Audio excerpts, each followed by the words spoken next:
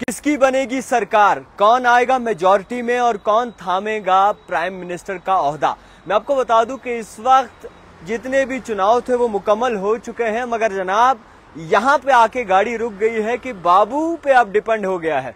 यानी कि जिसको हमेशा यू टर्न की आदत थी, जिस पे हमेशा सरकार मैं कहूंगा कि डिपेंड रही है, जो पलटी मारने में बड़े माहिर हैं, अब लोग यहाँ तक की वीडियो बना के जनाब कह रहे हैं कि जनाब इस बार पलटी मार लो, बड़ा अच्छा होगा। और जिन्हें पलटी मारनी है वो इस तरीके से घुमा रहे हैं कि वो मीटिंग कर कर एक साथ होकर भी कहते हैं कि जनाब मुझे तो बिल्कुल भी मालूम नहीं है कि जनाब ये जी इस फ्लाइट में थे।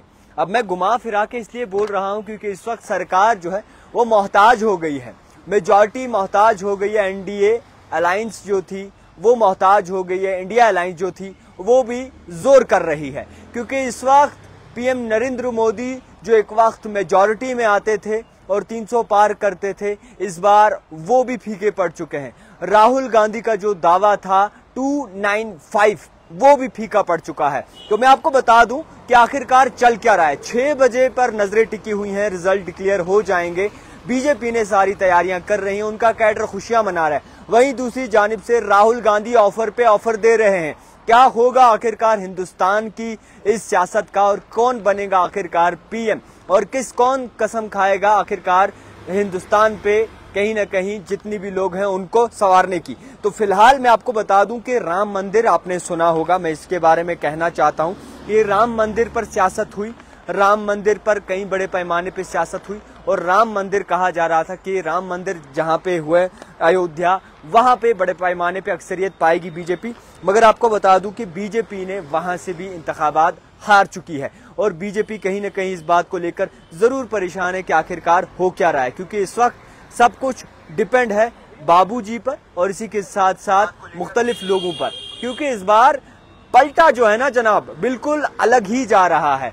इस बार वो लोग कह रहे हैं कि बाबूजी इस बार आप यू टर्न मार लीजिए। मैं बात कर रहा हूं नीतीश कुमार की और इसी के साथ साथ चंद्र बाबू नायडू की, क्योंकि इनके हाथ में है कि जनाब किसकी किस्मत पलटेगी। इनके हाथ में है कि आखिरकार किस और जाएंगे, किस और रुख लेंगे। क्योंकि जेडीयू की बात करें तो जनता दल यूनाइटेड ने जो है करीबन 12 सीटें ली हैं और नीतीश कुमार बड़े खुश हैं, कभी फ्लाइट में इधर जा रहे हैं, कभी उधर जा रहे हैं। इस वक्त तमाम मीडिया चैनल्स की नजर जो है नीतीश कुमार पर है और इसी के साथ साथ टीडीपी इनके हाथे में है 16 सीटें। चंद्र बाबू जी जो है नायडू जी, इनके खाते में 16 हैं। अब ये डिसाइड करेंगे कि आखिरकार किसके हित में जाया जाए। हालांकि खबरों की माने तो सोर्सेज ये बता रहे हैं कि जो टीडीपी है वो बाकायदा तौर पर एनडीए के साथ बरकरार रहना चाहती हैं, बरकरार हैं, मगर फैसला जो है वो शाम तक रहेगा। द टाइपराइटर के माध्यम से आपको तफसीलन समझाने की कोशिश करूंगा कि इस वक्त चल क्या रहा है। साफ तौर पर अगर फिगर्स की बात करें तो अयोध्या पे बड़े पैमाने पे चर्चा हुई, अयोध्या को लेकर बात हुई, काफी तर क्राइसिस हुए, काफी तर मुख्तलिफ गेम्स खेली गई, मजहब को लेकर सियासत हुई, मगर इस बार मजहब को बिल्कुल साइड पर रखकर जो है यूपी ने जो है जवाब दिया। इस बार मजहब को साइड रखकर जो है जितने भी लोगों ने जो है वोट डाला, इस बार अपोजिशन स्ट्रांग करने के लिए जो है लोगों ने वोट डाला। इस बार अपोजिशन ने जवाब दिया है और जो कहीं ना कहीं अपना आप खो बैठे थे उन्होंने भी कहा है कि नहीं जी, हम जिंदा हैं और हम जो है अपने कॉन्स्टिट्यूशन को, अपने राइट्स को बचाने की कोशिश करेंगे। मैं आपको बता दूं कि जिस तरीके से राहुल गांधी की बात करें तो वो कॉन्स्टिट्यूशन को लेकर बात करते हैं, किताब हाथ में लेकर कहते हैं कि इस कॉन्स्टिट्यूशन को बचाओ और शुक्रिया अदा भी बड़े पैमाने पे किया। इससे पहले अगर देखें तो बड़े पैमाने पे मोदी जी यानी कि बीजेपी जो है प्रेस कॉन्फ्रेंस मुनक्कद किया करती थी, मगर इस बार सीना ठोक के राहुल गांधी पहले आए मीडिया से खिताब करने और मीडिया से खिताब करते करते जो है उन्होंने साफ तौर पर कह दिया कि इस बार हम किस तरीके से जो है वो महारत हासिल करेंगे। मगर मैं आपको बता दूं कि जिस तरीके से कहीं न कहीं पूरा निजाम बदल रहा है, तमाम जितनी भी गाड़ियां हैं वो आकर रुक गई हैं और मोहताज हो गई हैं बाबूजी की, नीतीश कुमार की और इसी के साथ साथ चंद्र बाबूजी की। मैं आपको बता दूं कि राहुल गांधी ने ऑफर भी किया था नीतीश कुमार को कि डिप्टी प्राइम मिनिस्टर का ओहदा आपको दिया जाएगा और इसी के साथ साथ टीडीपी का कहना है कि हम बरकरार रहेंगे एनडीए के साथ। इंडिया अलायंस और इंडिया ब्लॉक के बीच में, इंडिया अलायंस और इसी के साथ साथ एनडीए के बीच में जो है टक्कर है। अब मैं आपको बता दूं कि एनडीए ने कुल मिलाकर 293 पर जो है कब्जा जमाया है, जहां पे इंडिया ने यानी कि इंडिया अलायंस ने जो है वो बाकायदा तौर पर मैं बता दूं कि कई सीटों पर कब्जा जमाया है। बीजेपी ने अपनी महारत से जो है 240 सीटें ली हैं। एनडीए की बात करें तो एनडीए ने 292 सीट्स ली है, माफ कीजिएगा 292 सीट्स ली है, और इसी के साथ साथ इंडिया ने 234 सीटें जो है वो महारत उन पे महारत हासिल की है। मगर आपको बता दूं कि जो मजहब की सियासत हुआ करती थी, मजहब पे कई सारी गेमें चलाई जाती थी। समाजवादी पार्टी ने जो है 37 सीट्स ली है, जिसके बाद बड़ी ही महारत उन्होंने भी हासिल की है। तो फिलहाल कुल मिलाकर अगर बात करें तो 6 बजे जो है पूरी बात सामने आएगी। 6 बजे पता चलेगा कि आखिरकार कौन जो है अब अव्वल नंबर पर है, कौन जो है अब सरकार बनाने की जो है एक पहल कर रहा है, कौन जो है आखिर सरकार बनाएगा, इस पर नजरें जो है वो टिकी हुई हैं। तो तमाम जितने भी लोग हैं, मैं ये कहना चाहूंगा कि इस बार जिस तरीके से लोगों ने इंतखाबात में एक टक्कर दी है वो कहीं ना कहीं अलग ही नजर आ रही है। और मैं ये भी कहूंगा कि कल रात जिस तरीके से हमने कश्मीर में भी जो है कई सारी चीजें देखी हैं, और कश्मीर में हमने यहाँ तक देखा कि पटाखे भी फट रहे थे और मोदी 3.0 जो है वो लोड हो रहा था। मगर अब शायद जो है चर्चा हो रही है इस बारे में कि आखिरकार होगा क्या। अब शायद जो है ये सोचा जा रहा है कि आखिर किस तरीके से निजाम चलेगा। अब शायद ये भी परखा जा रहा है कि कौन आखिरकार बाजी मारेगा। अब शायद ये भी चल रहा है कि आखिरकार कौन किसके हाथ में जो है वो छड़ी होगी। अगर मैं कहूं कि कांग्रेस ने जो दावा किया था वो उस पर खरी नहीं उतर सकी, तो मैं ये भी कहूंगा कि सही बात है, नहीं उतर सकी, क्योंकि एक एग्रेशन, एक जज्बा जो लग रहा था राहुल गांधी की बातों में, लग रहा था कि करीबन 295 क्रॉस करेगा। मगर आखिर में अगर जो डेटा निकल के सामने आया है, कांग्रेस ने अपने बलबूते पे 99 सीटें जीती हैं, वहीं पे बीजेपी ने जो है अपने बलबूते पे 240 सीटें जीती हैं। मगर मुकाबले की बात करें, यानी कि पिछले साल की बात करें तो पिछले साल यानी कि माजी में जो इलेक्शन हुए थे वहां की बात करें तो उसके बदले इस बार बीजेपी बहुत ही कमजोर जो है वो नजर आई है। और जितने कमजोर बीजेपी नजर आई है उससे कहीं ज्यादा ताकतवर जो है वो कांग्रेस भी नजर आई है। मगर मैं ये जरूर कहना चाहूंगा कि अब वक्त बदल रहा है, हिसाब बदल रहा है, निजाम बदल रहा है। जिस तरीके से इंजीनियर रशीद को जिताया है, उसी तरीके से जिस तरीके से इंजीनियर रशीद ने बाजी मारी है उमर अब्दुल्ला को हरा के, जिस तरीके से मियां अल्ताफ ने बाजी मारी है पीडीपी सदर महबूबा मुफ्ती को हरा के, जिस तरीके से आगा सईद अरूल्ला ने बाजी मारी है वहीद पर्रा और अशरफ मीर को हरा के, उसी तरीके से पूरे हिंदुस्तान में पूरी सियासत अलग नजर आई है। पूरे हिंदुस्तान में पूरी चीजें जो है वो बदल नजर आई हैं। पूरे हिंदुस्तान में हर एक चीज दूसरी तरीके से घूम रही है और सब चीजें जो है वो बाबू पे आके रुक गई हैं। सब चीजें जो है वो अब साइकिल के द्वारा रुक गई हैं। मैं आपको कहूंगा कि आने वाले वक्त में ये जरूर पता चलेगा कि मेजॉरिटी में सरकार कौन बनाएगा, क्या अपोजिशन उतना स्ट्रांग हो पाएगा कि पार्लियामेंट के अंदर हद से ज्यादा अपोजिशन के मेंबर हो, क्या पीएम नरेंद्र मोदी जो है वो फिर से जो है उसी तरीके से मेजॉरिटी में सरकार बना सकेंगे। अगर आप ये भी सोच रहे हैं तो मैं ये जरूर कहना चाहूंगा कि जिस तरीके से अब निजाम चल रहा है उस तरीके से बहुत कमजोर चीजें जो है वो लग रही हैं।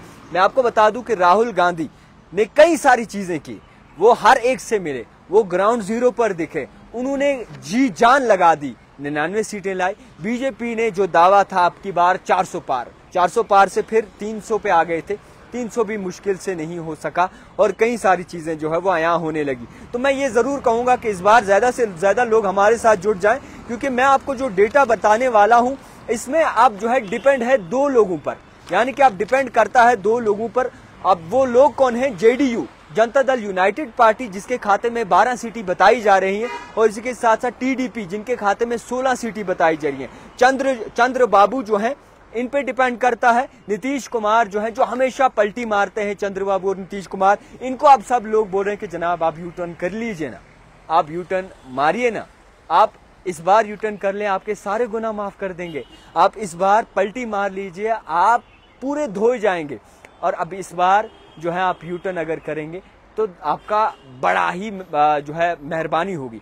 तो मैं ये जरूर कहूंगा कि इस बार की सियासत जो है वो आपने दिमाग से समझनी है, दिल से नहीं, दिमाग से समझनी है। दिमाग से इसलिए समझनी है कि इस बार लोगों ने जो जवाब दिया है ये समझ लीजिए कि मजहब को परे रखकर, जहां पे सबसे ज्यादा हिंदुओं का मैं मजहब को टारगेट नहीं करूंगा, मगर जहां पे तकाजा था पार्टीज का, हिंदुओं का वोट आएगा, वहां पे मुसलमानों का भी वोट आया। जहां पे हिंदुओं को जो है वोट देना था, उन्होंने अपने ही इलाके में मुसलमान लीडर को वोट देकर जिताया है, मुसलमान कैंडिडेट को वोट देकर जिताया।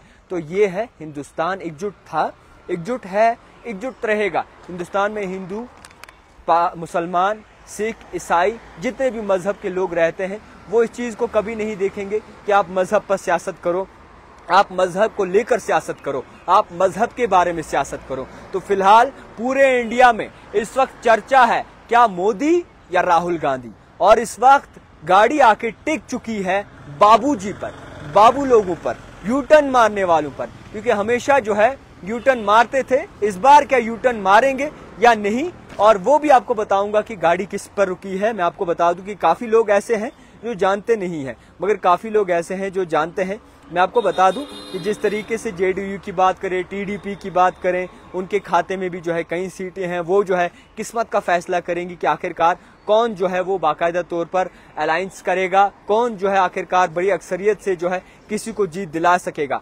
2019 के मुताबिक काफी तर जो है बीजेपी पीछे दिखी है, अक्सरियत से जीती थी 2019 से, मगर इस बार गाड़ी आकर इस बाबूजी पर रुक गई है। मैं आपको फोटो दिखाने की कोशिश करूंगा, और ये सब देखिए कि ऊपर लिखा क्या है, सब अब इस चाचा के हाथ में है, और सब इस पर अब डिपेंड रहता है। All eyes on Nitish Kumar. Nitish Kumar पर जो है तमाम लोगों की आंखें टिकी हुई हैं। कौन होगा बड़ी अक्सरियत से आगे आएगा, मेजॉरिटी में आगे आएगा, सरकार बनाएगा और कश्मीर को, पूरे हिंदुस्तान को आगे ले जाएगा। तो फिलहाल ये बाबूजी जो है वो फ्लाइट में थे, और नीतीश कुमार इनके साथ जो है चंद्र चाचू भी थे। वो भी कहते हैं जी कि हमें पता ही नहीं है कि हम फ्लाइट में थे और ये हमारे साथ सवार थे। और ये जो दोनों बाबू लोग हैं, ये जो दोनों बाबू लोग आप देख रहे हैं, ये एक ही फ्लाइट में थे, मगर इनका दावा था कि हम अलग अलग थे, अलग अलग आए थे, और हमें नहीं पता था कि हम एक फ्लाइट में। और ये जो है डिसाइड करेंगे कि आखिरकार कौन जीतेगा, कौन पीछे हो जाएगा। ऑफर इन्हें बड़े बड़े मिल रहे हैं। मैं वो कहूँ ना कि आखिर में जब गाड़ी रुकती है तो वो मौके का फायदा जरूर उठाती है, और इन दोनों के हाथ में है, क्योंकि इन्हें बड़े बड़े ओहदे भी ऑफर किए जाएंगे, इन्हें बड़े पैमाने पे ऑफर किया जाएगा। इन्हें दोनों सरकारें, दोनों जो अपोजिशन हो या फिर इस वक्त मौजूदा जो सरकार हो, वो ऑफर कर रही है। आखिरकार ये फैसला करेंगे कि आप किसके हाथ में जाना है और किसे चुनना है। तो फिलहाल ये बाबूजी इस वक्त तस्वीरों में भी बड़े खुश लग रहे हैं, और ये डिसाइड करेंगे जी, आप देख सकते हैं। इन दोनों पे जुड़ा है, इन दोनों पे डिपेंड है कि आखिरकार किसके हक में जाना है, किसके हक में नहीं जाना, किसकी सरकार में मेजॉरिटी देनी है, किसकी सरकार गिरानी है। कहीं ना कहीं अब ये दो बाबू बड़े खुश होंगे, और 6 बजे तक इंतजार किया जाएगा कि आखिरकार किसके हक में होगा। हालांकि सोर्सेज की माने तो बड़े पैमाने पे इन्हें ऑफर भी किया जा रहा है, और ये कहा जा रहा है कि जनाब आपको डिप्टी पीएम का ओहदा भी दिया जाएगा। मगर वहां पे अगर देखें, नीतीश कुमार को ऑफर किया गया, यहाँ पे टीडीपी जो है उनका ये मानना है, और सोर्सेज के मुताबिक कहा जा रहा है कि वो स्टिल रिमेन रहेंगे एनडीए के साथ। तो फिलहाल सियासत पलट रही है, और सियासत के साथ साथ मैं यहाँ पे कश्मीर की बात जरूर करना चाहूंगा, क्योंकि कश्मीर में भी जो सियासत दिखी है वो हिस्टोरिकल सियासत दिखी है, वो हिस्टोरिकल चीजें जो है वो कश्मीर में हमें नजर आई हैं। इस वक्त जो ये आमद रफ्त आप देख रहे हो, एक चहल पहल जो देख रहे हो, वो इस बात का इंतजार कर रही है कि आखिरकार चल क्या रहा है। मैं ये जरूर कहना चाहूंगा, आम शहरियों से जब मैं मिलता हूँ, आम शहरियों से जब मैं बात करता हूँ, तो वो कहते हैं कि जनाब हमारे पास बची कुची रकम तो है, मगर हम डरते हैं खर्चाने से, हम इन्वेस्ट करने से डरते हैं। क्या पता आगे हालात कैसे हो जाएं, हालात पर भरोसा नहीं है, हालात सही नहीं है। क्या हालात सही में सही नहीं थे? क्या हालात को जरूरत थी किसी एक ऐसे नेता की जो कश्मीर के बारे में सोच सके, जो कश्मीरी लोगों के बारे में सोच सके, जो कश्मीर के हक की बात कर सके? क्योंकि इस वक्त अगर देखें तो जितने भी कारोबार हैं जम्मू कश्मीर के, खासकर कश्मीर के, वो इस वक्त ठप पड़े हैं, बंद पड़े हैं, क्योंकि एक लोगों में डर है कि उनके पास जो पैसा बचा हुआ है, अगर वो इन्वेस्ट करे किसी रिसोर्सेज पे, वो डबल करने की, कमाने की कोशिश करें, क्या वो जाया ना हो जाए। क्योंकि माजी में भी बहुत खराब हालात जो है वो रह चुके हैं। मगर अब डिसाइड होगा कि आखिरकार बाजी कौन मारेगा और कौन जीतेगा। तो फिलहाल एक अपडेट आप तक पहुंचाने की कोशिश की। आप भी अपना रद्द अमल जो है वो जरूर रखिएगा। देखते रहिए द टाइपराइटर जावेद खान के साथ।